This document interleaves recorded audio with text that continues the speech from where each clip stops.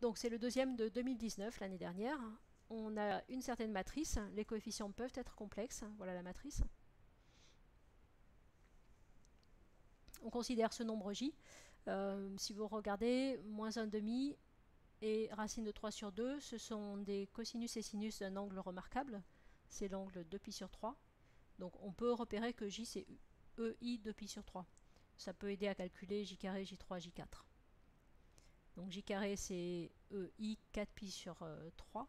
Donc ça va faire moins 1,5 moins i racine de 3 sur 2. Okay, j'essaye de faire le cercle trigonométrique à l'endroit. Je vais le faire dans Paint. Donc, hop. Voilà. Donc ici, je place j avec un cosinus de moins 1,5. Donc l'angle 2π sur 3, il est là. Et j, c'est la fixe de ce point. Donc pour j2, il va se retrouver ici.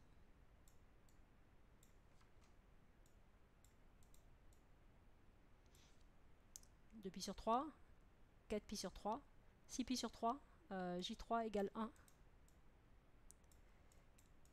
Et donc ensuite ça continue.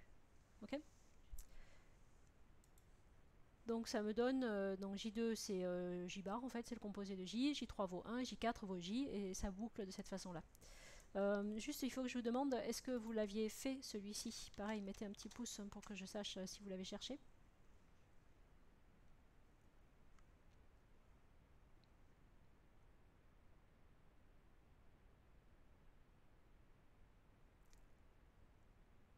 « 6, 7 sur 8, donc il doit en manquer un.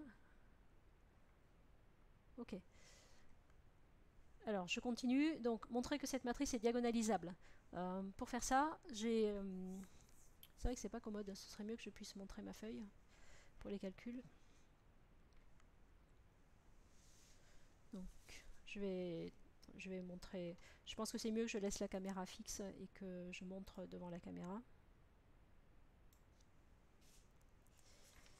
Je ne sais pas si moi je vois à l'envers, donc c'est pas simple. Donc je suis passée par le déterminant pour déterminer les valeurs propres de m. Voilà, dites-moi si c'est vraiment illisible. Ça doit être ici. C'est un peu compliqué pour moi. Moi je le vois. Ah, vous voyez à l'envers? Mince. Ok, ça marche pas. Dans ce cas, il faut que je le filme comme ça.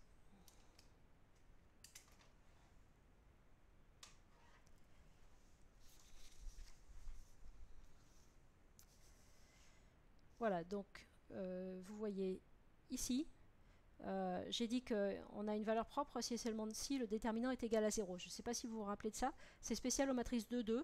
On a l'outil du déterminant en BCPST uniquement pour les matrices de taille 2,2, pas pour les matrices de taille 3,3. Donc ça, c'est quelque chose qu'on ne fait pas d'habitude, parce qu'on a toujours des matrices 3,3 ou plus grandes. Enfin, très souvent. Donc là, c'est une matrice 2,2. J'ai voulu utiliser ça pour le montrer. Ça existe. Hein. Ça peut simplifier, pas forcément, ça donne les valeurs propres, mais pas les vecteurs propres. Donc, j'écris le déterminant de cette matrice, m moins lambda i2. Le voici, il est toujours noté avec des barres. Donc, j'ai fait m moins lambda i2, il y a un moins lambda sur la diagonale. Ça fait ça fois ça moins ça fois ça. Donc, voilà le résultat. Lambda carré égale s carré r carré. Donc, il y a deux possibilités, plus ou moins s fois r. Ok. Voilà, j'ai quand même envie de continuer à vous parler comme ça.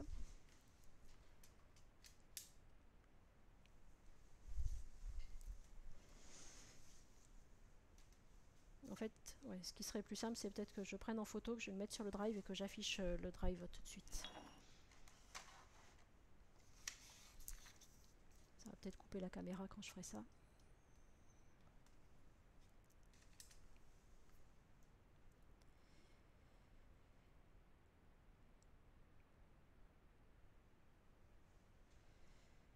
Donc...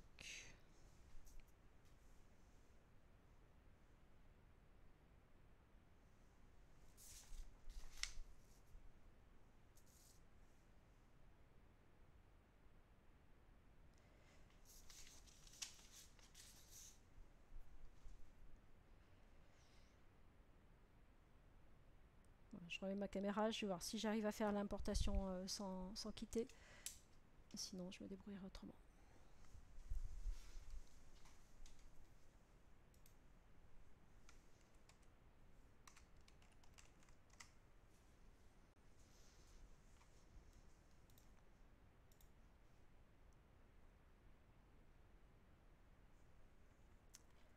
Bon, il les importe pas. Okay. Bon, je suis désolée pour ça. Je vais essayer de continuer. Tant pis, je débrancherai. Donc, reprenons l'énoncé. Donc, j'ai trouvé mon spectre qui contient plus ou moins SR. Alors, attention, ici, R et S sont supposés non nuls tous les deux, ce qui fait que RS et moins RS sont différents. Ce serait, enfin, c'est le seul nombre. Enfin, tous les nombres sont différents de leur opposé, sauf 0. Donc il faut faire attention et c'est pour ça qu'il y a cette distinction. On les suppose non nuls tous les deux, ce qui fait que le produit RS est non nul et donc RS est différente de moins RS. Et donc dans cette situation, on a bien deux valeurs propres distinctes pour une matrice de 2 et donc elle est diagonalisable. Donner une base de vecteurs propre, je pense que vous l'avez fait. Donc après je mettrai la photo avec le calcul détaillé. Je vous dis juste les coordonnées que j'ai trouvées. On peut simplifier pour que ce soit plutôt plus joli, qu'il n'y ait pas de racine carrée ou quoi que ce soit. Donc j'ai trouvé vect de RS et vect de R-S. Donc RS et R-S, les coordonnées des deux vecteurs. Vous m'arrêtez si vous voulez que j'écrive plus. Hein. Donc voilà pour cette question 2A. Ensuite, lorsque R égale S, lorsque R égale 0 ou S égale 0, donc ce qui précède, on a quand même trouvé le spectre. Hein. Dans le spectre, il y a RS et moins RS, et dans les deux cas, ça fait 0. Donc le spectre ne contient que la valeur propre 0. Sans faire référence à ce qu'on a fait avant, on peut le voir aussi ici, puisque si on remplace R ou S par 0, on obtient une matrice qui est triangulaire, soit supérieure, soit inférieure, et elle n'a que des zéros sur la diagonale, donc ça veut dire qu'elle a une seule valeur propre qui est 0. Donc dans cette situation, si elle était diagonalisable, elle serait semblable à une matrice diagonale qui a que des zéros sur la diagonale. Puisque c'est la seule valeur propre possible, et sur la diagonale, on doit mettre les valeurs propres. Donc elle serait semblable à la matrice nulle. Mais ça voudrait dire qu'elle s'écrit P-1 fois la matrice nulle fois P. Et ça fait la matrice nulle. Donc M serait égal, pas seulement semblable, mais égal à la matrice nulle. Ça voudrait dire que les deux sont égaux à 0. Donc elle n'est pas diagonalisable, sauf si R égale 0 et S égale 0, tous les deux. Dans ce cas, c'est la matrice nulle. Sinon, avec un des deux différent de 0 et l'autre égal à 0, elle n'est pas diagonalisable. Voilà. Écrire une fonction de décalage. Je ne l'ai pas fait. Je ne l'ai pas fait sur Python, malheureusement, donc je vous le montre.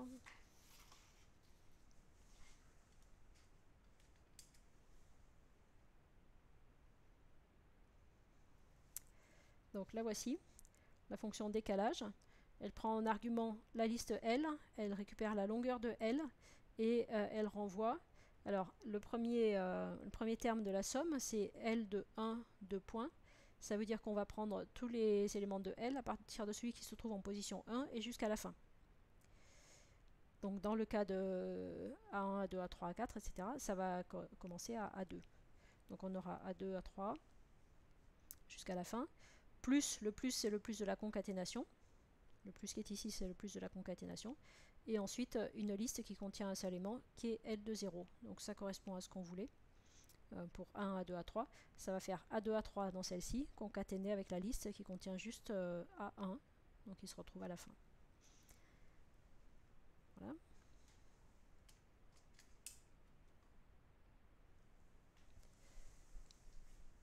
Et ensuite, on vous demande de compléter. Alors, c'est vrai que la question n'est pas claire après. Il faut écrire une fonction matrice qui renvoie la matrice A. J'ai l'impression que c'est une liste, hein, puisqu'on fait A.append. Donc, ils n'ont pas voulu utiliser la structure np.matrix. À moins que ça marche avec les matrices. Bon. Donc, j'ai fait une liste de listes. Zut.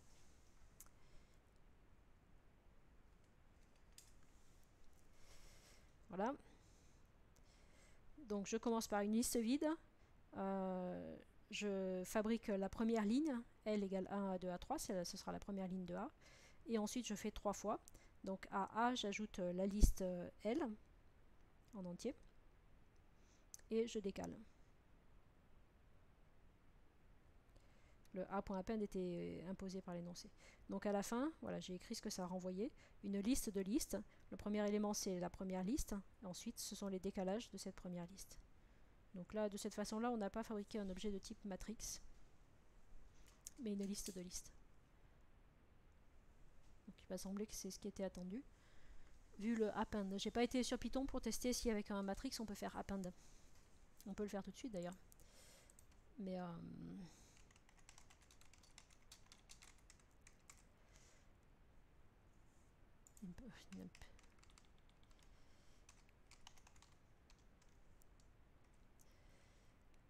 voilà.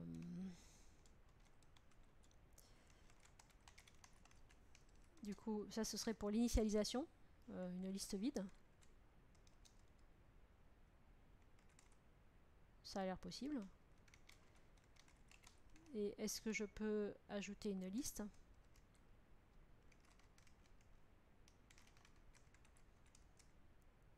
Voilà. Donc j'avais pas été vérifié que c'était pas possible, mais ça me semble pas possible tel que c'est proposé par l'énoncé. Donc ils veulent vraiment une liste de listes, bien qu'ils disent renvoie la matrice A.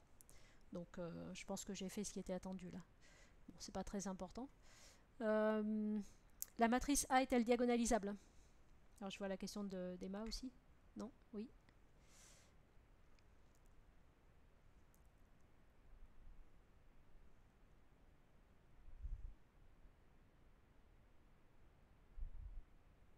Oui, on peut faire return tout à fait. Oui, c'est vrai, c'est une bonne idée. Ça, effectivement, ça renverra une matrice alors qu'on a démarré avec une liste. Ouais.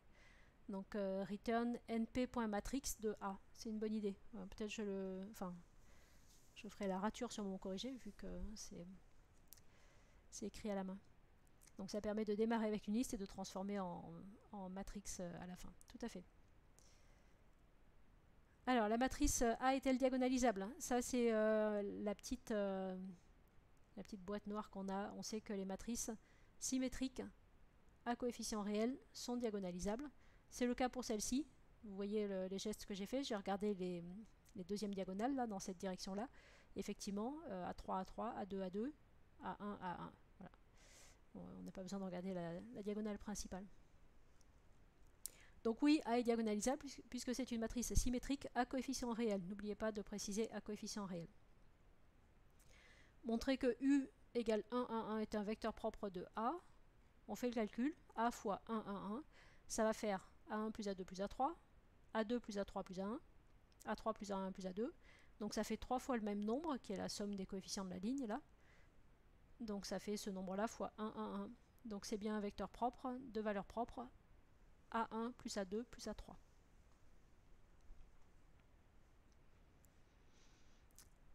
Ensuite, on considère ces deux vecteurs x1 et x2. On utilisera que cette famille est libre. Ok, il nous évite un calcul, on pourrait le vérifier. Calculer ax1 et ax2. On se dit peut-être que ce sont des vecteurs propres. Surprise, c'est pas le cas.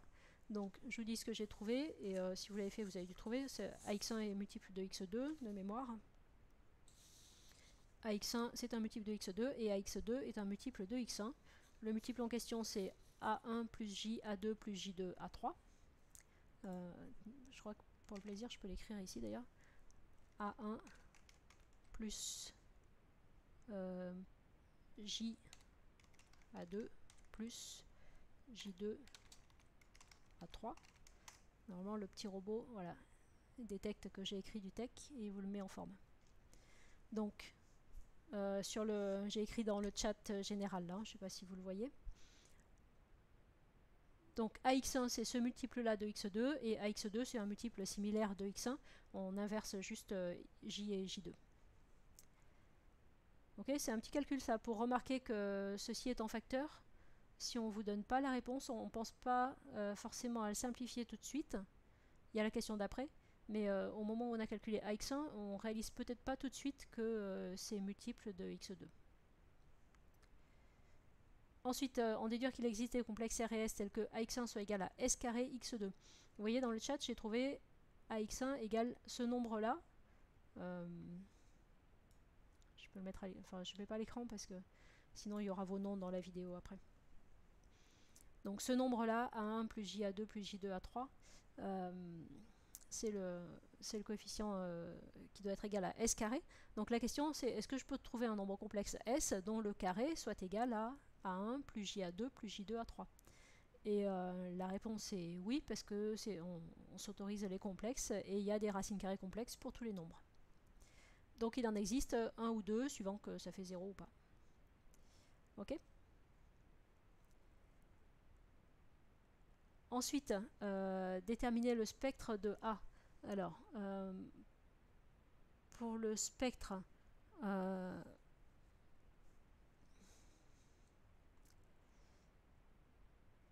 qui a réussi cette question? Vous me dites, je mets un réussi pour que vous mettiez les pouces. Réussi, c'est 6B.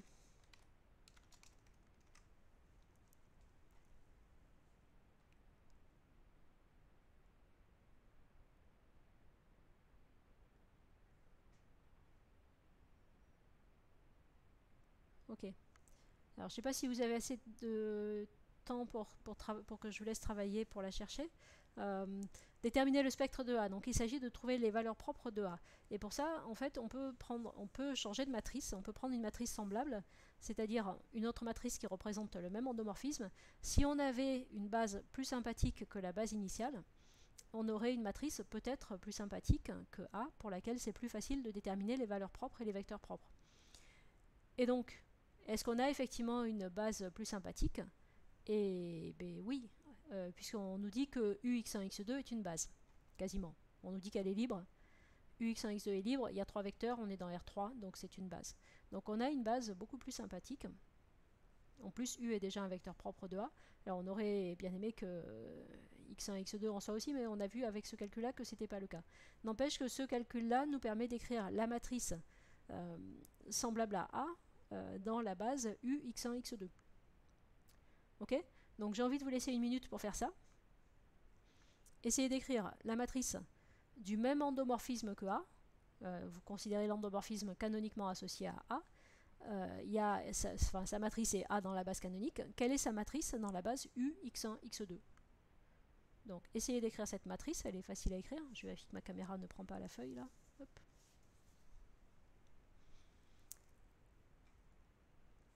Et je la ferai sur Paint après. Ok, prenez un petit bout de papier et essayez de l'écrire. Donc ça se fait vite. Hein. Il n'y a pas de calcul, je veux dire.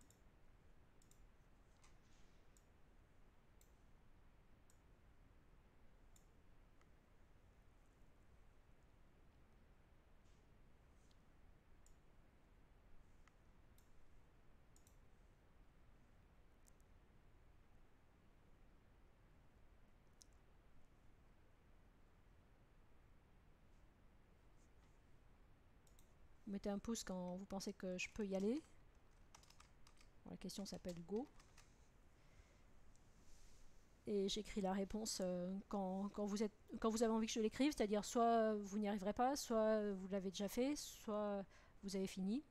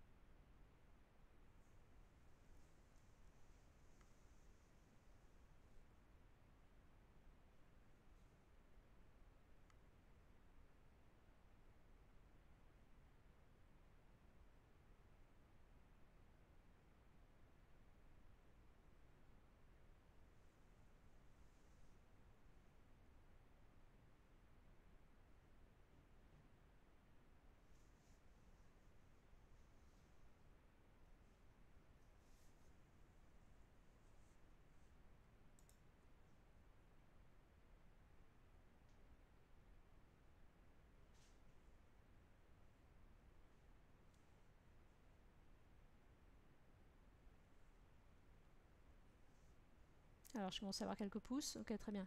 Donc, qu'est-ce qu'on met dans cette matrice? Ça va être la matrice qui représente le même endomorphisme que A dans la base U, x1, x2. Donc, je vais mettre dans les colonnes AU, AX1 et AX2. Et ceci est à exprimer en fonction de U, x1 et x2. À U, on avait vu que U était un vecteur propre et la valeur propre, qu'est-ce qu'on a dit? C'était A1 plus A2 plus A3, je crois. Donc, ça a été fait ici. Question 5, montrer que U est un vecteur propre de A. Donc, ça veut dire que AU est multiple de U. Puisque AU est multiple de U, j'aurai juste un coefficient ici et des zéros en dessous. Et le multiple en question, on a dit que c'était A1 plus A2 plus A3.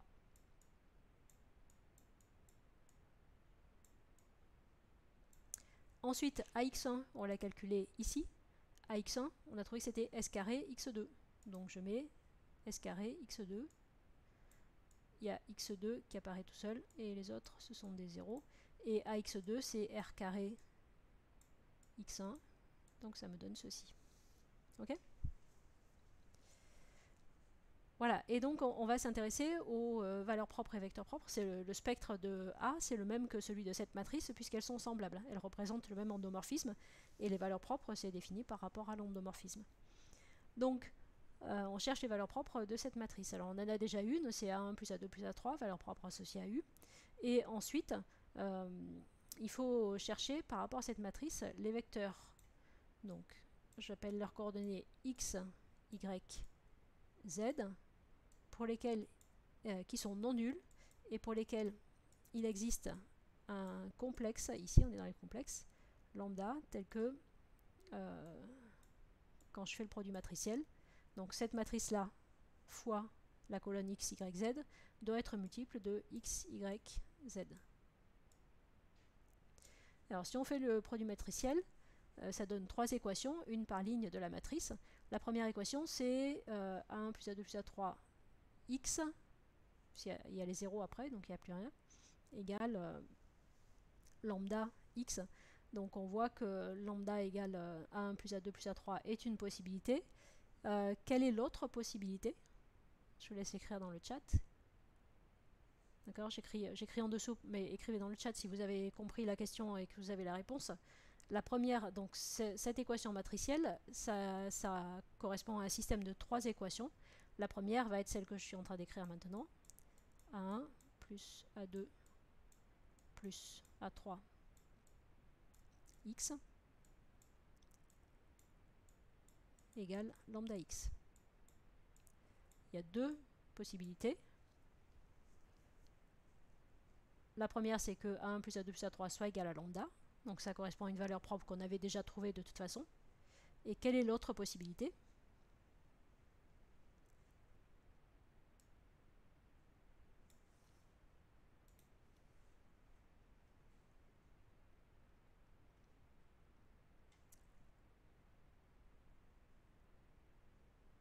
C'est x égale 0.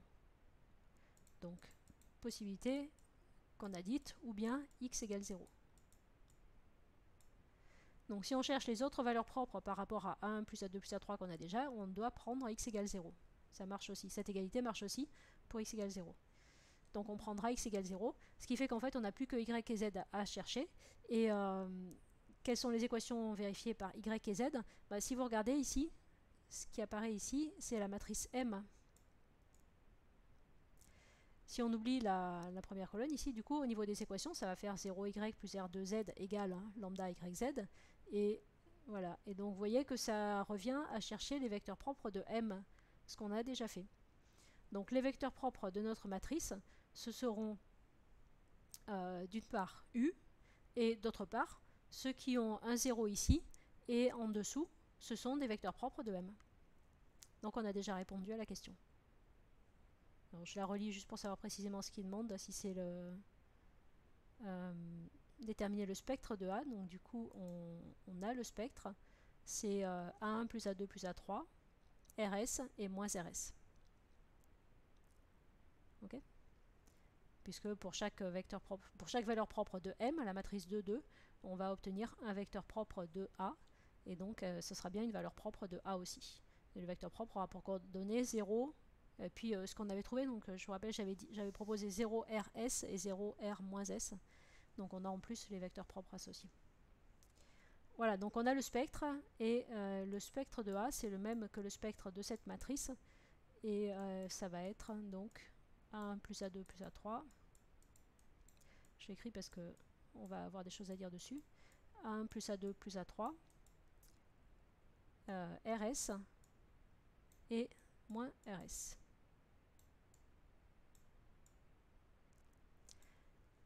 Voilà. Dites-moi si vous aviez trouvé ça pour le spectre. Alors c'est pas forcément avec la même méthode, vous aviez peut-être fait autrement, mais je pense que c'est difficile si on passe pas par ça et par ce changement de base et par l'étude dans cette nouvelle base U, X1, X2.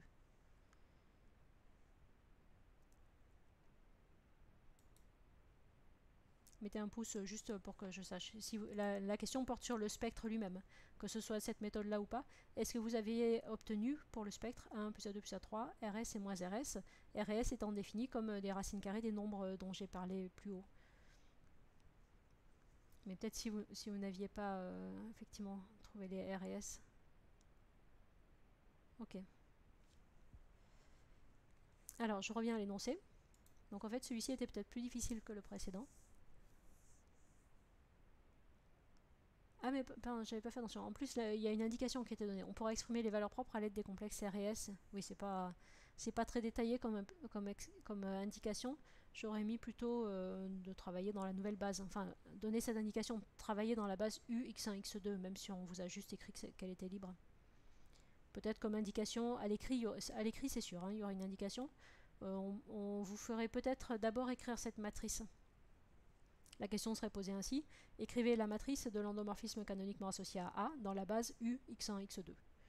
Et ensuite, peut-être une indication pour vous faire remarquer que les vecteurs propres vont être soit de ce type-là, enfin c'est soit U, soit multiple de U, soit du type 0 quelque chose, ou ce qui suit est vecteur propre de M. Donc tout ça, ça vous aurait été donné comme indication. À l'oral, vous n'aurez pas d'oral, mais à l'oral, ce serait fait à l'oral, c'est-à-dire qu'on vous indique au fur et à mesure, c'est le but de l'oral, hein, de voir comment vous réagissez aux indications. Voilà. Alors, on arrive à la petite application. Juste, je vérifie, on a juste déterminé le spectre. Hein, ils ne sont pas vraiment demandés les vecteurs propres. Précisez dans les cas suivants si la matrice A est diagonalisable. Alors, dans les deux cas, c'est du type A1, A2, A3, comme ça. C'est une matrice, ça s'appelle une matrice circulante, au fait. 1J, J2. On le lit comme ça, 1J, J2, J2, 1, J2, 1J. Alors, quel est le spectre de celle-ci? Je reviens à mon spectre. Donc, je dois... Est-ce que j'arrive à avoir à la fois la matrice et le spectre? Voilà. Donc, pour cette matrice-là, quel est le spectre? A1 plus A2 plus A3, ça fait 1 plus J plus J2. Que vaut 1 plus J plus J2? Est-ce que vous l'avez calculé? Alors, peut-être pas, il n'y avait peut-être pas de raison. Donc, soit vous le savez parce que c'est classique, soit vous ne l'avez pas encore calculé. Donc, allez-y, faites le calcul et donnez-moi la réponse.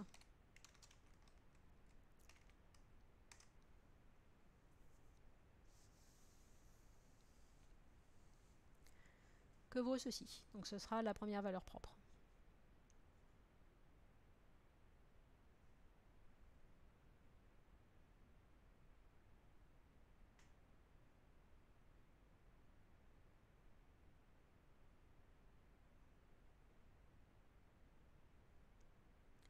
Peut-être mettez un pouce quand vous avez terminé le calcul. Et donc si c'est le cas, vous pouvez avancer puisqu'on va avoir besoin de RS et moins RS. Donc on a besoin de calculer R et S. Je reprends l'énoncé. R et S étaient des racines carrées de deux nombres complexes que on n'a peut-être pas sous les yeux. C'est celui que j'ai écrit. Donc vous pouvez calculer, voilà. Si vous voyez le chat, S est une racine carrée du nombre que j'ai écrit là-haut, A1 plus J2 plus J2 A3. Donc il faut calculer.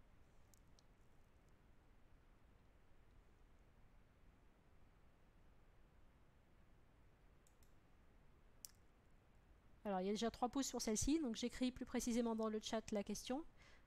Pour S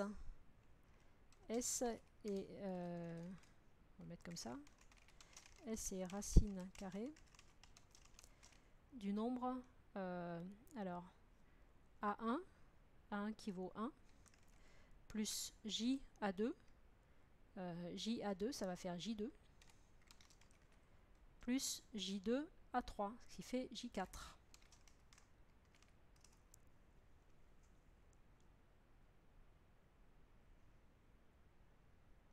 Ah, il n'a pas aimé ce que j'ai fait.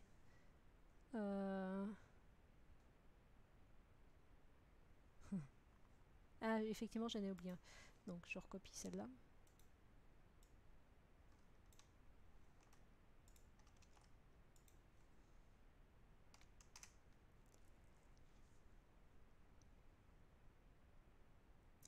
Voilà. Donc, l'étape suivante, pour, je vois 4 pouces, hein, donc il y en a 4 qui ont trouvé la réponse à 1 plus J plus J2. Je vais la donner.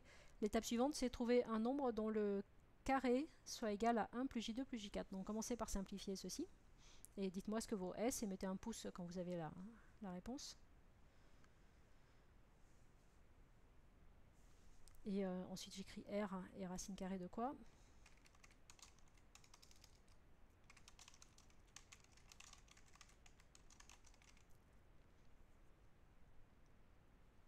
Alors le R je l'ai ici. Racine carrée de A1. Donc là je vais vous laisser le calculer. A1 plus J2 A2 plus J A3.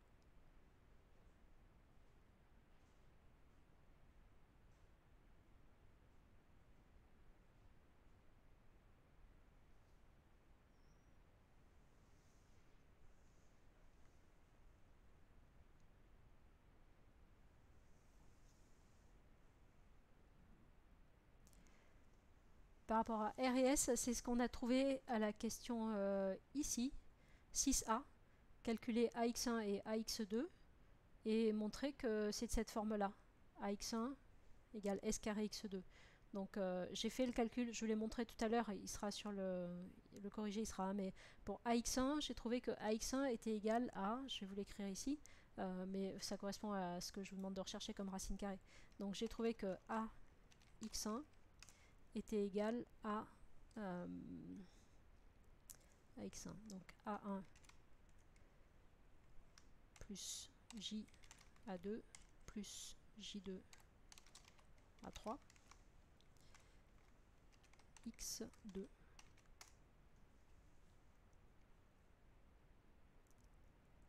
Voilà, on a trouvé ça à la question 6A ici. Et donc la suite de la question 6A, c'était déterminer S dont le carré soit égal justement à A1 plus J2 plus J2A3.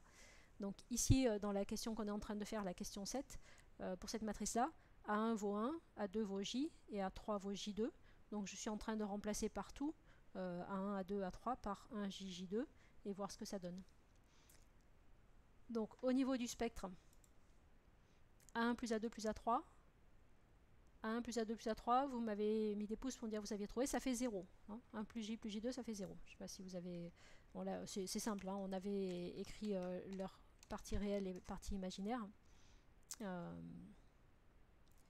Mince. J'ai oublié de mettre les $. Et ça, donc on a trouvé que ça fait 0. Ensuite, la question d'après, une racine carrée, où est-ce que c'est? Une racine carrée de 1 plus J2 plus J4. 1 plus J2 plus J4, alors J4 c'est J. Donc 1 plus J2 plus J4, ça fait 1 plus J2 plus J. Et 1 plus J2 plus J, ça fait aussi 0. Donc une racine carrée, 0. Donc en fait, R vaut 0. Donc c'est pas la peine de chercher S. En fait, je vous ai demandé S, mais vu que... Non, pardon, c'est le contraire.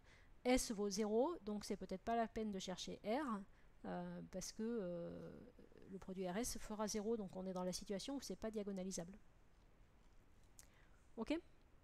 Donc dans le cas de la matrice qu'on est en train de regarder, celle-ci, la 7A, le spectre, il y a 0, 0, 0, donc en fait il y a une seule valeur propre qui est 0, et la matrice n'est pas diagonalisable.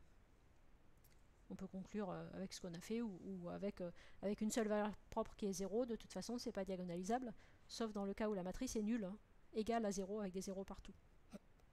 Pardon. Voilà, on passe à la... Si ça c'est clair, on passe à la 7B. Donc allez-y. Cette fois-ci, A1 égale J, A2 égale 1, A3 égale 0. Je vais l'écrire avec Matbot. Et vous devez déterminer le spectre, de nouveau. A1 plus A2 plus A3, RS et moins RS. Donc R et S d'abord. Donc ici, on est dans la situation 7B où A1 égale J, A2 égale 1 et A3 égale 0.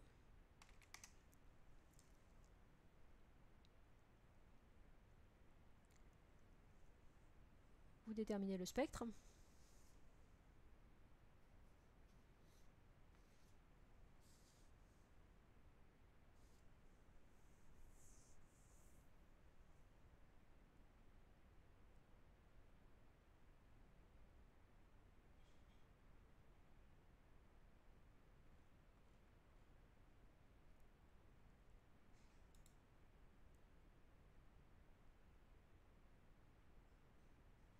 Donc je vais vous demander, le premier qu'on a c'est...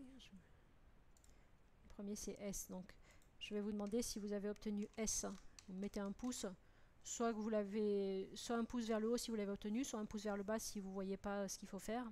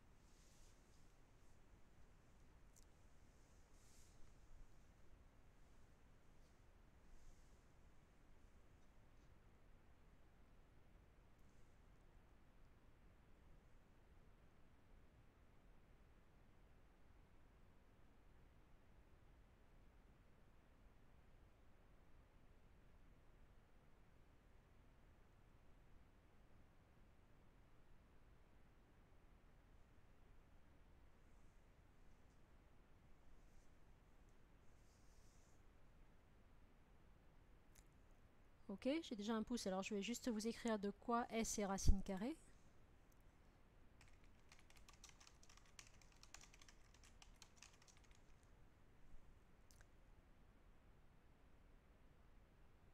Alors plutôt que de recalculer, je l'ai peut-être fait en fait.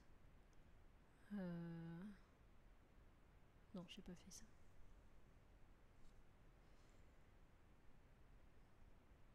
Donc 1, ça fait ça. Plus J2, plus J2A3.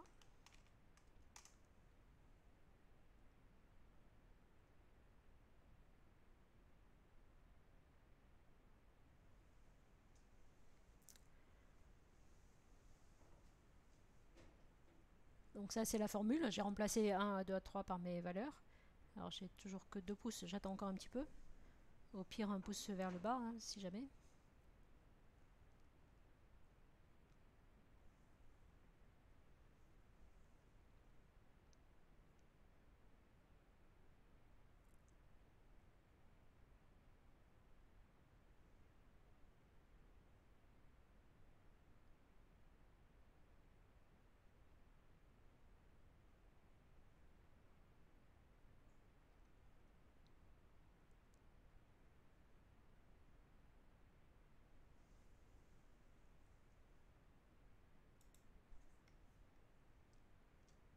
Et ensuite vous chercherez R.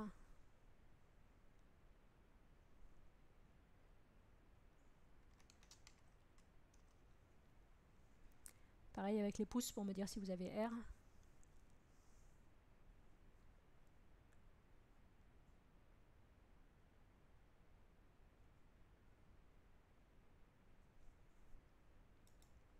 Et je vais vous écrire S. Donc j'ai 6 pouces, 3 qui sont encore en train de calculer sans doute. Donc pour S, on trouve une racine carrée de 2j, donc je vais prendre racine carrée de 2. Et un nombre dont le carré soit égal à j, et ben on a j2, je ne sais pas si vous y aviez pensé, parce que j2 au carré, ça fait j4, c'est-à-dire j. C'est pour ça qu'on nous l'a demandé à la première question, ça permet d'y penser ici. Donc ce nombre-là, son carré, ça fera 2j4, c'est-à-dire 2j. C'est ce qu'on voulait pour S. Alors pour R, je vois déjà 2 pouces. Je vais écrire de quoi R est une racine carrée.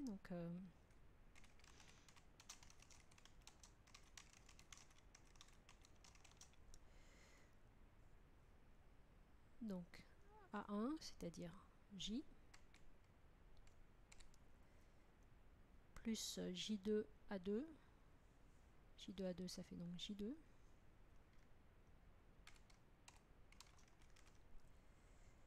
Plus JA3. Et JA3, ça fait 0.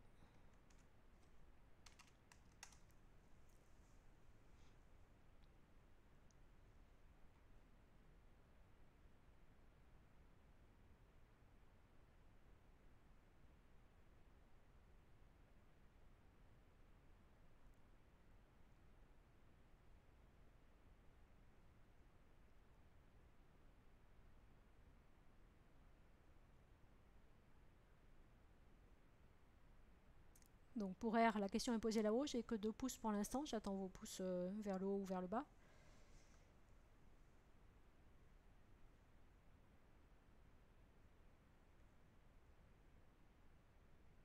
Vous remarquez que J plus J2, ça peut se simplifier, il n'y a pas besoin de le calculer, hein.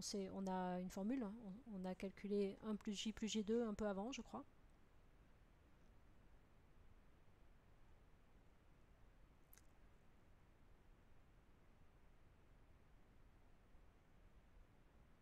Donc J plus J2, ça fait moins 1. Et donc une racine carrée, I. Je l'écris, mais R égale I. Voilà. Ok. Donc on a le spectre de A, c'est, si je récapitule, on a trouvé 1 plus J, c'était la somme, donc 1 plus J, je ne l'ai pas écrit dans le chat, je crois. 1 plus J, racine de 2J2 et I. Ce sont 3 nombres complexes distincts. Donc la matrice est diagonalisable puisqu'elle a 3 valeurs propres distinctes. Ok. Voilà, donc ça termine ce sujet-là. Est-ce que vous avez des questions ?